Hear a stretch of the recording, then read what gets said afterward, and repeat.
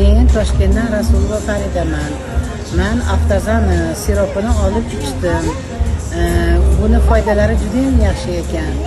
Ko'zni ravshan qilar ekan, qon bosimini tushirar ekan. Sizlarga ham tavsiya qilaman shu Aftazan siropini ichishga. Chunki men bundan foyda ko'rdim. Shuning uchun men sizlarga aytyapman, buni ishlab chiqarganga rahmat.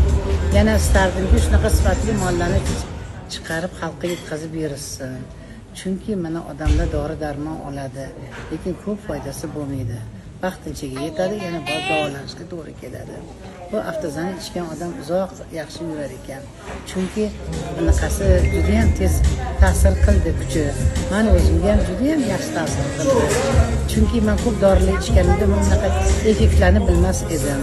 Bu Aftazani ichib ham mazasi ham yaxshi, ko'ngilga tegadigan emas, foydasi ham yaxshi. Shuning uchun qariyalarga iltimos qilamanki, olinglar, ichinglar, ko'zinglarni asranglar. Hayot shu ko'zimizni ko'raylik, quvnasin. Ko'zini yumuqlardan Alloh asrasin, ko'z og'riqlaridan Alloh asrasin. Ko'z kasalliklaridan Alloh asrasin. Bu bir sababchi qilib Alloh bizga yaratibdi. Hammalarga tavsiya qilaman. Rahmat, olinglar, ichinglar, sog' bo'linglar.